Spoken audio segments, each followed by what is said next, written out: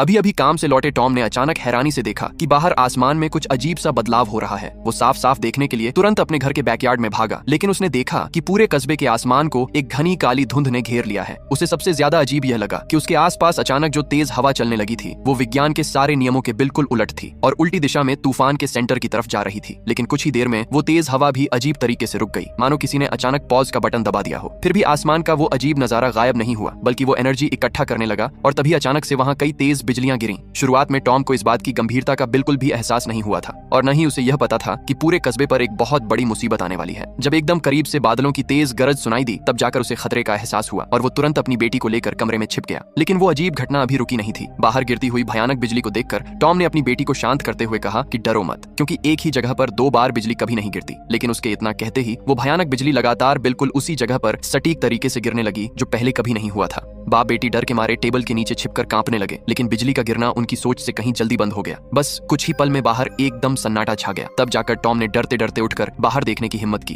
लेकिन जल्दी ही उसे समझ आ गया कि हालात काफी खराब हैं। अभी जो अजीब घटना हुई थी उसकी वजह से न सिर्फ पूरे इलाके की बिजली चली गई थी, बल्कि मोबाइल फोन समेत सारे इलेक्ट्रॉनिक डिवाइस भी काम करना बंद कर चुके थे। इसके बाद टॉम बाहर देखने के लिए घर से निकला तो उसने देखा कि सड़क पर मौजूद सारी गाड़ियां भी खराब होकर किनारे खड़ी हैं। सामने वाले मैकेनिक ने उसे बताया कि गाड़ियों के सारे स्टार्टर पल भर में जल गए हैं और अगर नया भी लगा दें तो कोई फायदा नहीं होगा। टॉम ने यूं ही उसे सलाह दी कि एक बार कॉइल बदल कर देखो। उसे बिल्कुल भी अंदाजा नहीं था कि उसकी यह छोटी सी मदद आगे चलकर उसके पूरे परिवार की जान बचा लेगी। वहाँ मौजूद लोगों की भीड़ के साथ टॉम भी उस जगह पहुंचा जहाँ बिजली गिरी थी। सबने देखा कि वहाँ धमाके की वजह से एक बहुत गहरा गड्ढा बन गया है। टॉम ने सावधानी से वहाँ पड़ा एक पत्थर का टुकड़ा उठाया। उसे लगा था कि बिजली गिरने की वजह से वो बहुत गर्म होगा, लेकिन वो हाथ लगाते ही बर्फ जैसा ठंडा था। जब सब लोग इसी उलझन में थे तभी उनके पैरों के नीचे उस गहरे गड्ढे से कुछ आवाजें आने लगीं। फिर वहाँ दरारें पड़नी शुरू हो गईं, जो बहुत तेजी से चारों तरफ फैलने लगीं। जैसे जैसे दरारें आगे बढ़ीं, उन्होंने आसपास की सारी इमारतों को फाड़ कर रख दिया। इसके तुरंत बाद जमीन बहुत जोर से हिलने लगी और देखते ही देखते वहाँ एक बहुत बड़ा गड्ढा धंस गया। फिर वहाँ खड़े सभी लोगों की हैरान नजरों के सामने वो धंसी हुई जमीन अचानक झटके से ऊपर की तरफ उठने लगी, मानो जमीन फाड़कर कुछ बाहर आने वाला हो। वहाँ का नजारा अब और भी ज्यादा अजीब और खतरनाक होने लगा था। यहाँ तक कि जो गाड़ी अभी अभी गड्ढे में गिरी थी वो भी झटके से उछलकर बाहर आ गिरी। फिर सबकी फटी की फटी आंखों के सामने जमीन के अंदर से 3 पैरों वाला एक बहुत विशाल दानव बाहर निकला। उस बड़े से दानव के सामने इंसान चींटियों की तरह छोटे लग रहे थे। सब लोग बुरी तरह डर गए और वहाँ से भागने की कोशिश करने लगे, लेकिन काफी देर तक उस दानव ने कुछ भी नहीं किया। बस बीच बीच में उसमें से एक बहुत ही कान फाड़ देने वाली अजीब सी आवाज आ रही थी। लोगों के अंदर की उत्सुकता उनके डर पर भारी पड़ने लगी। कुछ हिम्मत वाले लोग रुककर उसे देखने लगे और कुछ ऐसे भी थे जिन्हें मौत का डर नहीं था। वो खुद उसके और करीब चले गए। नतीजा ये हुआ कि सबसे पहले वही लोग उस दानव का शिकार बन गए। तब जाकर लोगों को उस दानव के खतरनाक होने का एहसास हुआ, लेकिन अब भागने के लिए बहुत देर हो चुकी थी। पूरे कस्बे की सड़कें अचानक एक श्मशान में बदल गईं। जो भी इंसान उसकी लेजर लाइट की चपेट में आता वो पल भर में जलकर राख हो जाता। गनीमत यह रही कि टॉम ने तुरंत फुर्ती दिखाई और वो थोड़ी दूर भी था, जिसकी वजह से वो बाल बाल बच गया। वो आखिरी मौके पर उस 3 पैरों वाले दानव की रेंज से बाहर निकल आया, जबकि उसके पीछे की सारी इमारतें मलबे में बदल चुकी थीं। घर वापस लौटने के बाद भी टॉम दहशत में था। उसे यकीन नहीं हो रहा था कि अभी उसने जो नर्क जैसा नजारा देखा वो सच में हुआ था। लेकिन उसके पूरे शरीर पर गिरी हुई इंसानों की राख उसे बार बार याद दिला रही थी कि उसे तुरंत इस कस्बे से भागना होगा। अपने दोनों बच्चों को कुछ भी समझाने का वक्त नहीं था, इसलिए घबराए हुए टॉम ने अपने बेटे से कहा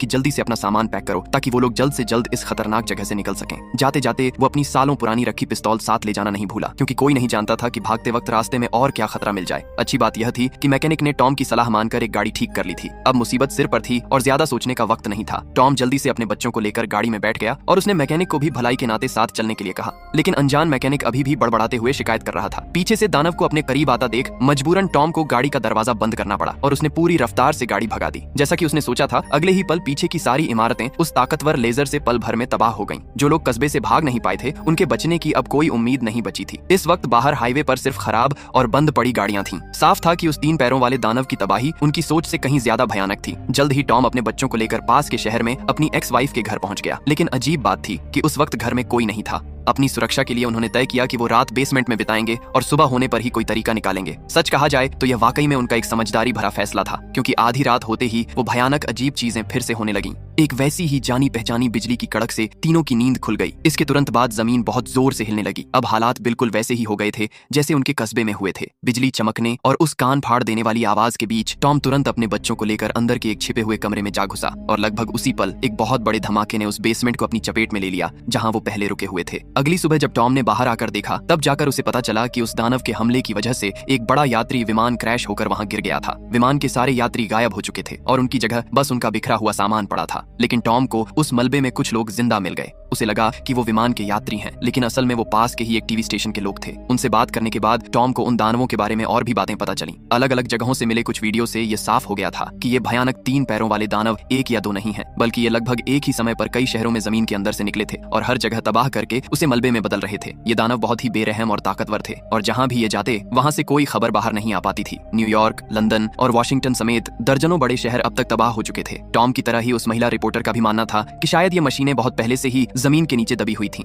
एलियंस ने बिजली गिरने के जरिए इनमें एंट्री ली और धरती पर कब्जा करने के लिए इन मशीनों को चालू कर दिया। अभी उसकी बात खत्म ही हुई थी कि दूर से फिर अजीब सी आवाजें आने लगीं। ये सुनकर रिपोर्टर और उसके साथी तुरंत वहां से निकल गए। टॉम भी वहां ज्यादा देर रुकने की हिम्मत नहीं कर पाया और तुरंत अपने परिवार को लेकर फिर से भागने लगा। उनका इरादा बोस्टन में अपनी एक्स वाइफ की मां के घर जाने का था, क्योंकि उसे लग रहा था कि वो पक्का वहीं गई होगी। लेकिन अभी उन्हें निकले हुए ज्यादा देर नहीं हुई थी कि उसकी छोटी बेटी बिना बात सुने जिद करके नदी के किनारे चली गई। वहां उसने एक ऐसा खौफनाक नजारा देखा जिसे वो जिंदगी भर नहीं भूल पाएगी। पानी पर अचानक अनगिनत लाशें तैरती हुई आ गईं, जिनसे पूरी नदी भर चुकी थी। ये देखकर बच्ची डर के मारे हांफने लगी। गनीमत रही कि उसका पिता सही वक्त पर वहां पहुंच गया और उसे गले लगा लिया। इसके बाद वो लोग फिर से गाड़ी में आगे बढ़ गए। ऐसे ही गाड़ी चलाते चलाते रात हो गई और वो आखिरकार बोस्टन जाने वाले बंदरगाह के करीब पहुंच गए। लेकिन वहां पहले से ही जान बचाकर भाग रहे लोगों की भारी भीड़ जमा थी। ये देखकर टॉम एकदम चौकन्ना हो गया, क्योंकि वो जानता था कि ऐसे मुश्किल वक्त में इंसान कितने खतरनाक हो सकते हैं। जब हर कोई पैदल चलने को मजबूर था तो उनके पास मौजूद यह इकलौती चलती हुई गाड़ी किसी खजाने से कम नहीं थी, जिसे हर कोई पाना चाहता था। और वही हुआ। भीड़ ने उनकी गाड़ी को चारों तरफ से घेर लिया। शुरुआत में तो लोग बस मिन्नतें कर रहे थे कि उन्हें भी गाड़ी में बिठा लें, लेकिन जल्दी ही वो लोग जबरदस्ती गाड़ी रोकने पर उतारू हो गए। कुछ सन की लोगों ने तो गाड़ी को जबरदस्ती रोकने के लिए उसे तोड़ना भी शुरू कर दिया। टॉम ने गाड़ी भगाकर वहां से निकलने की कोशिश की, लेकिन बीच सड़क पर खड़ी एक औरत को बचाने के चक्कर में उसने अचानक गाड़ी मोड़ी और गाड़ी सीधे एक खंभे से जा टकराई। इसी मौके का फायदा उठाकर सारे लोग गाड़ी पर टूट पड़े। वो पागलों की तरह शीशे तोड़ने लगे और बिना दर्द की परवाह किए अपने हाथों से ही टूटे हुए कांच निकालने लगे। आखिर में कुछ हट्टे कट्टे लोगों ने टॉम को जबरदस्ती गाड़ी से बाहर खींच लिया और जब उसने विरोध किया तो उसे बुरी तरह पीटा। उसके बेटे रॉबी ने मदद करनी चाहिए, लेकिन वो भी उस खूंखार भीड़ में कहीं दब गया। अपनी छोटी बेटी को भी चोट लगने के डर से टॉम ने घबराकर भीड़ को रोकने के लिए हवा में गोली चला दी, लेकिन उसे नहीं पता था कि वहां पिस्तौल सिर्फ उसी के पास नहीं थी। मौत को सामने देख टॉम को झुकना पड़ा। उसने अपनी बेटी को गोद में उठाया और अपनी गाड़ी उन्हें सौंप दी। वो आदमी मजे से गाड़ी लेकर चला गया, लेकिन किसी ने यह नहीं देखा कि नीचे गिरी हुई एक बंदूक किसी और ने उठा ली है। टॉम अपने बच्चों को लेकर भीड़ से दूर एक रेस्टोरेंट में गया ही था कि तभी गोलियों की तेज आवाजें गूंजने लगीं। साफ था कि गाड़ी के लिए शुरू हुआ ये खून खराबा अभी खत्म नहीं हुआ था। ये है तबाही के वक्त इंसानों का वो रूप जो दानवों से भी ज्यादा डरावना है। बस एक गाड़ी के लिए कोई भी किसी की जान ले सकता था और बाहर ऐसा लगातार हो रहा था। ये सब देखकर टॉम टूट गया और पहली बार अपने बच्चों के सामने रो पड़ा। लेकिन बच्चों को और ज्यादा डरा हुआ देखकर एक पिता होने के नाते उसे मजबूत बनना पड़ा और वो बच्चों को लेकर भीड़ के साथ पैदल ही बंदरगाह की तरफ चल दिया। जब वो सब रेलवे ट्रैक के पास पहुंचे तो अचानक ट्रेन का फाटक गिर गया और लोगों को रुकना पड़ा। लेकिन इसके बाद जो चीज वहां से गुजरी वो बस आग की लपटों में जलती हुई ट्रेन की कुछ बोगियां थीं। ऐसा लग रहा था कि अब इस दुनिया में कोई भी जगह सुरक्षित नहीं बची है। पता नहीं इस ट्रेन पर उन दानवों ने हमला किया था या फिर यह इंसानों के जिंदा रहने के लिए आपस में लड़ने का नतीजा था। इसके बाद टॉम का परिवार भीड़ के साथ बंदरगाह पहुंच गया। वहां सरकार ने कुछ पानी के जहाजों का इंतजाम किया था ताकि लोगों को किसी सुरक्षित जगह पर ले जाया जा सके। सबको लग रहा था कि बस एक बार जहाज पर चढ़ जाएं तो वो खतरे से दूर हो जाएंगे और दानव उनका कुछ नहीं बिगाड़ पाएंगे। लेकिन उन्हें नहीं पता था कि रोशनी से जगमगाता वो बंदरगाह उन एलियंस का सबसे पहला निशाना बन चुका था। जहाज पर चढ़ने ही वाली उस छोटी बच्ची ने अचानक एक बहुत डरावनी चीज देखी। दूर पहाड़ की चोटी पर अचानक एक विशाल 3 पैरों वाला दानव प्रकट हो गया था। जैसे ही उस शांत बंदरगाह पर एक चीख गूंजी, लाइन में लगे बाकी लोगों ने भी उस खौफनाक दानव को देख लिया। जो लाइन पहले शांति से लगी थी वहां अचानक भगदड़ मच गई। हर कोई अपनी जान बचाने के लिए पहले जहाज पर चढ़ना चाहता था। यह हालत देखकर जहाज के कैप्टन ने तुरंत लोगों को और चढ़ाने से मना कर दिया और बिना किसी की परवाह किए जहाज को वहां से निकालने के लिए चालू कर दिया। तभी वहां और भी दानव आ गए और उनकी नजरें उन लोगों पर टिक गईं जो जहाज पर नहीं चढ़ पाए थे। खुशकिस्मती से टॉम अपने परिवार को लेकर किसी तरह उस जहाज पर चढ़ने में कामयाब हो गया था। उन्हें लगा कि अब वो बच गए हैं, लेकिन तभी उनके सामने एक और खौफनाक नजारा आ गया। शांत पानी में अचानक एक बहुत बड़ा भंवर बनने लगा, जैसे अंदर से कुछ बाहर आने वाला हो। अगले ही पल भंवर से एक बहुत बड़ी लहर उठी और एक और भयानक दानव पानी से बाहर निकल आया। उसने बिना कुछ सोचे समझे सामने आए उस जहाज को पलट दिया। जो लोग अभी जहाज पर चढ़ने की खुशी मना रहे थे वो अब और भी बड़ी मुसीबत में फंस गए थे। जिन्हें तैरना आता था वो किसी तरह पानी के ऊपर आए, लेकिन सिर निकालते ही दानव के टेंटिकल्स ने उन्हें पकड़ लिया। पानी में लोग बिल्कुल बेबस थे और दानव उन्हें आसानी से मार रहा था। गनीमत यह रही कि टॉम और उसका परिवार जहाज से थोड़ी दूर जाकर गिरे थे, जिससे वो किसी तरह बाल बाल बचते हुए किनारे तक तैर कर आ गए। लेकिन खतरा अभी टला नहीं था, क्योंकि किनारे पर और भी बहुत सारे दानव पागलों की तरह इंसानों को मार रहे थे। तीनों बिना एक पल रुके अपनी जान बचाने के लिए भागते रहे। रास्ते में आसमान से जो अनगिनत हड्डियां गिर रही थीं, वो कभी जिंदा इंसान हुआ करते थे। सुबह होने तक जो लोग एलियंस के इस कत्लेआम से बच गए थे वो फिर से एक जगह इकट्ठा हुए। सरकार की तरफ से भेजी गई सेना भी आखिरकार जवाबी हमला करने पहुंच गई। सामने के पहाड़ पर हर तरफ आग की लपटें उठने लगीं, नीचे से टैंक और ऊपर से लड़ाकू विमानों ने मिलकर उस दानव पर पूरी ताकत से हमला कर दिया। लेकिन उन एलियंस की एडवांस टेक्नोलॉजी के सामने इंसानों के हथियार किसी काम के नहीं थे। वो उस दानव के कवच पर एक खरोंच तक नहीं ला पाए। यह देखकर कि सेना भी उस दानव का कुछ नहीं बिगाड़ पा रही है, जोश में भरा रॉबी बिना किसी की परवाह किए सीधे जंग के मैदान की तरफ दौड़ पड़ा। रॉबी हर हाल में एलियंस के साथ इस आर पार की जंग में शामिल होना चाहता था। एक पिता होने के नाते टॉम को मजबूरन अपनी छोटी बेटी को एक सुरक्षित जगह पर छोड़कर रॉबी के पीछे जाना पड़ा। लेकिन टॉम ने उसे कितना भी समझाया, खून में उबाल लिए रॉबी टस से मस नहीं हुआ। उसका कहना था कि वो इस तरह डर डर कर छिपने और एक कुत्ते की तरह भागने के बजाय मैदान में उन दानवों से लड़ते हुए मरना पसंद करेगा। पीछे मुड़कर टॉम ने देखा कि उसकी बच्ची को अकेला पाकर कुछ भले लोग उसे अपने साथ ले जा रहे हैं। मजबूर होकर टॉम को अपने बेटे की जिद के आगे झुकना पड़ा और वो तुरंत वापस अपनी बेटी के पास भाग कर गया। लेकिन जब उसने वापस मुड़कर रॉबी को ढूंढना चाहा तो देखा कि सेना का डिफेंस टूट चुका था और एक बार फिर से वो खौफनाक कत्लेआम शुरू हो गया था। ये देखकर टॉम ने भी वहां से भागने में ही भलाई समझी। आखिर में एक अनजान भले आदमी की मदद से वो उसके साथ एक बेसमेंट में जाकर छिप गया। जब इंसानों की पूरी सेना ही खत्म हो चुकी थी तो ऐसे में जंग के मैदान में कूदे रॉबी के भी जिंदा बचने की कोई उम्मीद नहीं बची थी। उस अनजान आदमी को टॉम के परिवार खोने के दर्द का पूरा एहसास था, क्योंकि कुछ ही समय पहले उसके अपने परिवार को भी उन 3 पैरों वाले दानवों ने मार डाला था। लेकिन जब वो दोनों बात कर ही रहे थे तभी जमीन फिर से बहुत जोर से हिलने लगी। साफ था कि वो 3 पैरों वाला दानव अभी भी वहीं आसपास था और गया नहीं था। वो आदमी अब सब कुछ खो चुका था, इसलिए वो बस मौका पाकर उस दानव से मरने मारने पर उतारू था। लेकिन टॉम किसी भी तरह अपनी बेटी को लेकर जिंदा बचना चाहता था। तभी बाहर अचानक बहुत खामोशी छा गई और अगले ही पल जमीन पर एक लकड़ी गिरी। इसके तुरंत बाद उस दानव के बड़े बड़े टेंटिकल्स अंदर आ गए। यह देखते ही टॉम तुरंत अपनी बेटी को लेकर छिप गया। अगर वो चुपचाप दानव के वापस जाने का इंतजार करते तो शायद बच जाते, लेकिन बदले की आग में जल रहा वो आदमी यह मौका नहीं छोड़ना चाहता था। उसने कुल्हाड़ी उठाई और उस टेंटिकल पर वार करने ही वाला था कि टॉम ने सही वक्त पर उसकी इस बेवकूफी को रोक लिया। वो आदमी भी जल्दी ही शांत हो गया। लेकिन जब वो दबे पांव टॉम के पास आ रहा था तो गलती से उससे एक आहट हो गई। उस बड़ी आंख वाले टेंटिकल का ध्यान तुरंत उसकी तरफ गया। घबराहट में टॉम ने तुरंत एक शीशा उठाया और उसे ढाल बनाकर छिप गया। इस चाल से वो किसी तरह अपनी जगह छुपाने में कामयाब रहा। थोड़ी देर देखने के बाद जब उस आंख को कुछ नहीं दिखा तो वो वापस जाने लगी। लेकिन तभी अचानक बेटी का पैर फिसल गया। हालांकि उसने तुरंत पैर वापस खींच लिया, लेकिन उस आहट से दानव की नजर तुरंत बाहर निकले हुए जूते पर पड़ गई। पर जब वो टेंटिकल शीशे के पीछे देखने आया तो वहां उस जूते के अलावा कोई नहीं था। आखिर में कुछ न मिलने पर वो आंख वाला टेंटिकल धीरे धीरे बाहर निकल गया। सीढ़ियों के पास छिपकर बैठे उन तीनों ने तब जाकर राहत की लंबी सांस ली। लेकिन तभी उनके पैरों के पास मौजूद पानी में हलचल होने लगी और उन्होंने देखा कि कुछ असली एलियंस वहां अंदर चले आ रहे हैं। दरअसल वो पहले वाली जांच सिर्फ यह पक्का करने के लिए थी कि जगह सुरक्षित है या नहीं। वो एलियंस लालचियों की तरह इंसानों का छोड़ा हुआ सामान टटोलने लगे। एक एलियन तो पाइप पर लटक कर पानी भी पीने लगा। असल में यही वो वजह थी जिसके लिए उन्होंने धरती पर हमला किया था। लेकिन इन बदसूरत एलियंस को यह नहीं पता था कि जिस पानी के लिए वो इतनी जद्दोजहद करके धरती पर आए हैं वही पानी आगे चलकर उनकी मौत का सबसे बड़ा कारण बनने वाला है। वो तीनों उस जगह को अच्छे से जानते थे, इसलिए वो छिप छिप कर अपनी जगह बदलते रहे और एलियंस की नजरों से बचे रहे। लेकिन तभी उस आदमी पर फिर से सनक सवार हो गई। उसने अपनी बंदूक उठाई और एलियंस को मारने के लिए तैयार हो गया। ऐन मौके पर टॉम ने उसे फिर रोक लिया, क्योंकि वो जानता था कि अगर उन्होंने इन कुछ एलियंस को मार भी दिया तो भी उनके यहाँ से जिंदा बचने की कोई गुंजाइश नहीं रहेगी। दोनों हथियार पकड़कर एक दूसरे से भिड़ गए। कोई पीछे हटने को तैयार नहीं था। अच्छी बात यह रही कि सामान्य खंगालने में लगे एलियंस का ध्यान इस तरफ नहीं गया। जैसे ही उस आदमी ने बंदूक छीनकर फिर से अपना दबदबा बनाया, बाहर अचानक उस 3 पैरों वाले दानव की तेज आवाज गूंजी। ऐसा लगा जैसे उन्हें कोई बुलावा आया हो और वो सारे एलियंस एक एक करके वापस लौट गए। लेकिन अगले ही पल उन्होंने एक और खौफनाक परछाई देखी। एक 3 पैरों वाला दानव पकड़े गए इंसानों का खून और मांस निकाल रहा था और उसे प्रोसेस करके एक खास तरह के खाद के रूप में बाहर छिड़क रहा था। ऐसा लग रहा था कि वो इस तरह से धरती का माहौल बदलना चाहते हैं। ये दिल दहला देने वाला नजारा देखकर वो आदमी पूरी तरह से टूट गया और पागलों की तरह चीखने चिल्लाने लगा। वो अब जमीन खोदकर और गहराई में छिपना चाहता था। उसकी बदले की आग अब पूरी तरह बुझ चुकी थी। टॉम को डर था कि उसकी आवाज से दानव आ जाएगा, इसलिए वो उसे शांत करने की कोशिश करने लगा। लेकिन उसे समझ आ गया कि वो आदमी अब पूरी तरह अपना आपा खो चुका है। टॉम जानता था कि अगर ऐसा ही चलता रहा तो यह आदमी एक दिन उन सबको मरवा देगा।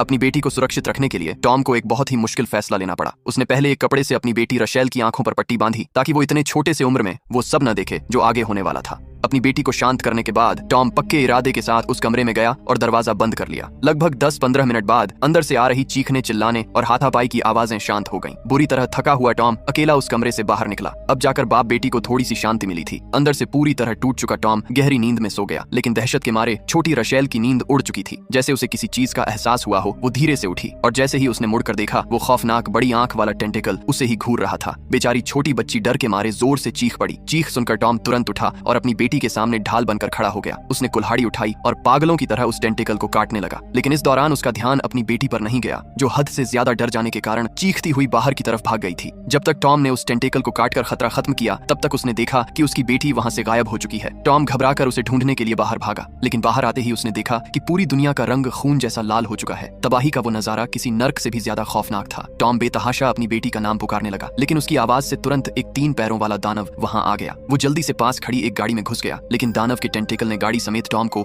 हवा में उठा लिया और फिर उसे जोर से जमीन पर पटक दिया। गाड़ी के टूटे हुए शीशे से टॉम ने आखिरकार रशेल को कुछ दूरी पर खड़ा देखा, लेकिन अब वो उस 3 पैरों वाले दानव का निशाना बन चुकी थी। टॉम पागलों की तरह अपनी बेटी की तरफ दौड़ा, लेकिन बहुत देर हो चुकी थी। वो बस बेबस होकर अपनी आंखों के सामने अपनी बेटी को हवा में खींचते हुए देखता रह गया। टॉम तुरंत पास खड़ी एक सेना की गाड़ी में घुसा और वहां उसे कुछ ग्रेनेड मिल गए। उसने बिना सोचे एक ग्रेनेड दानव की तरफ फेंक दिया। हालांकि इससे दानव के कवच का कुछ नहीं बिगड़ा, लेकिन टॉम उसका ध्यान अपनी तरफ खींचने में कामयाब हो गया। टॉम ने बचने की कोई कोशिश नहीं की और दानव ने उसे भी पकड़कर अपने दोनों तरफ लटक रहे लोहे के पिंजरों में डाल दिया। उस पिंजरे में वो सारे इंसान भरे हुए थे जिन्हें अभी अभी पकड़ा गया था और मारा नहीं गया था। इस वक्त उन सब की उम्मीदें पूरी तरह टूट चुकी थीं, क्योंकि हर कुछ मिनट में वो दानव एक इंसान को ले जाता था। कोई नहीं जानता था कि अगली बार खाद बनने की बारी किसकी होगी। जैसे ही एक और बदनसीब आदमी को टेंटिकल ने पकड़कर ऊपर खींचा, उसी वक्त टॉम को भी पिंजरे के एक कोने में अपनी डरी सहमी बेटी मिल गई। काफी देर पुकारने के बाद जाकर वो थोड़ी होश में आई, लेकिन तभी दानव के टेंटिकल्स ने फिर से अंधाधुंध लोगों को पकड़ना शुरू कर दिया। जब टॉम ने देखा कि इस बार उसकी बेटी को निशाना बनाया जा रहा है, तो वो तुरंत झपट कर अपनी बेटी के ऊपर लेट गया और उसे कसकर अपनी बाहों में छुपा लिया। टेंटिकल ने उसके दोनों पैरों को जकड़ लिया था और उसे ऊपर खींचने ही वाला था कि आखिरी पल में अपनी बेटी को बचाने के लिए टॉम ने ग्रेनेड उठा लिए। एक सैनिक यह सब देख रहा था। वो समझ गया कि टॉम क्या करने वाला है। वो तुरंत आगे बढ़ा और उसने टॉम को पकड़कर दानव के साथ धक्का मुक्की शुरू कर दी। उसे देखकर बाकी लोगों में भी हिम्मत आ गई और वो सब भी चुपचाप मरने के बजाय टॉम को बचाने में जुट गए। करीब आधे मिनट तक दानव और इंसानों के बीच यह रस्साकशी चलती रही और आखिरकार सबने मिलकर टॉम को बचा लिया। लेकिन इस बीच टॉम ने उन ग्रेनेड्स की पिन निकालकर उन्हें वहीं ऊपर छोड़ दिया था। अगले ही पल उन ग्रेनेड्स ने अंदर से एक जोरदार धमाका किया, जिसने उस 3 पैरों वाले दानव को मौत के घाट उतार दिया। दानव के दोनों तरफ लटके पिंजरे नीचे गिर गए और टॉम का पिंजरा इत्तेफाक से एक बड़े पेड़ पर जाकर अटका। जैसे ही वो लोग सही सलामत जमीन पर पहुंचे, वो बुरी तरह से घायल दानव हमेशा के लिए शांत हो गया। इस तरह एक बार फिर वो मौत के मुंह से बाल बाल बच निकले। जान बचाकर भाग रहे लोगों की भीड़ के साथ न जाने कितनी दूर चलने के बाद बाप बेटी आखिरकार बोस्टन पहुंच गए, जहां एक्स वाइफ की मां रहती थी। हालांकि इस शहर पर भी उन दानवों का हमला हुआ था, लेकिन इस वक्त यहाँ अजीब सी शांति छाई हुई थी। टॉम ने यूं ही इंसानों के खून से उगाए गए उस लाल पौधे को तोड़कर देखा तो पाया कि वो लगभग सूख चुका है और जरा सा दबाते ही पाउडर बन गया। जब वो लोग शहर की सड़कों पर पहुंचे तो उन्होंने देखा कि एक 3 पैरों वाला दानव घायल हालत में एक इमारत पर गिरा पड़ा है। शुरुआत में टॉम को लगा कि शायद सेना ने उन्हें मारने का कोई तरीका ढूंढ लिया है, लेकिन पूछने पर पता चला कि ऐसा कुछ नहीं है। ऐसा लग रहा था जैसे इन दानवों के अंदर खुद ही कोई खराबी आ गई हो, क्योंकि रातों रात लगभग सारे दानवों ने काम करना बंद कर दिया था। लेकिन सारे दानव अभी मरे नहीं थे। आगे बढ़ते हुए लोगों के सामने एक और दानव आ गया। हालांकि उसकी हालत भी ठीक नहीं लग रही थी और उसे चलने में भी बहुत तकलीफ हो रही थी। टॉम, जो अभी एक शेल्टर में जाने ही वाला था, उसकी नजर अचानक उस दानव पर पड़ी और उसने देखा कि कुछ पक्षी सीधे उस 3 पैरों वाले दानव के ऊपर आकर बैठ गए हैं। इसका सीधा सा मतलब था कि उनका वो ताकतवर सुरक्षा कवच अब खत्म हो चुका है। ये देखते ही टॉम ने तुरंत वहां मौजूद सैनिकों को आगाह किया। सैनिक भी तुरंत समझ गए और उन्होंने अपने हथियार उठाकर उस दानव पर हमला बोल दिया। सेना की पूरी ताकत और गोलियों की बारिश के सामने बिना कवच वाला वो दानव बस मार खाकर रह गया। कुछ ही पलों में वो इस हमले को सह नहीं पाया और धड़ाम से नीचे गिर पड़ा। जल्द ही सैनिकों ने उस गिरे हुए दानव की मशीन को चारों तरफ से घेर लिया। वहां भागकर आए लोग भी यह देखने के लिए पास आ गए कि आखिर माजरा क्या है। मशीन को चलाने वाला वो एलियन कॉकपिट से बाहर निकलने के लिए संघर्ष कर रहा था, लेकिन आधा बाहर निकलते ही उसकी जान निकल गई। इस बड़ी आफत से जिंदा बचने के बाद टॉम अपनी बेटी को लेकर नानी के घर पहुंचा। वहां जाकर उसे बहुत सुखद हैरानी हुई कि उसकी एक्स वाइफ और उसका पूरा परिवार इस तबाही में खुशकिस्मती से बच गया था। लेकिन टॉम के लिए सबसे बड़ी खुशी की बात यह थी कि उसका बेटा रॉबी, जिसके बारे में उसने सोच लिया था कि वो अब इस दुनिया में नहीं है, वो भी बिल्कुल सही सलामत उसके सामने खड़ा था। मौत के इतने खौफनाक मंजर को देखकर वापस आए बाप बेटे के बीच की सारी दूरियां और गिले शिकवे अब मिट चुके थे और उन्होंने एक दूसरे को गले लगा लिया। जब सब कुछ शांत हो गया तब इंसानी वैज्ञानिकों ने उन एलियंस की अचानक हुई मौत का कारण भी खोज निकाला। असल में जिस पल उन्होंने धरती पर कदम रखा था और यहाँ के पानी को छुआ था, उसी पल उनकी मौत तय हो गई थी। उन्हें मारने वाला कोई और नहीं बल्कि धरती के वो सबसे छोटे और हर जगह मौजूद रहने वाले माइक्रोब्स थे। ये वही छोटे जीव थे जिनसे बचने के लिए इंसानों के शरीर ने लाखों सालों के लंबे विकास के बाद इम्यूनिटी हासिल की थी। लेकिन एलियंस का शरीर इस छोटे से जीवन को नहीं झेल पाया और वो सब मारे गए। अगर आपने पूरी वीडियो देख ली तो मुझे कमेंट करके बताओ कि वीडियो कैसे लगी। एक लाइक और चैनल को सब्सक्राइब करके मुझे सपोर्ट भी कर देना।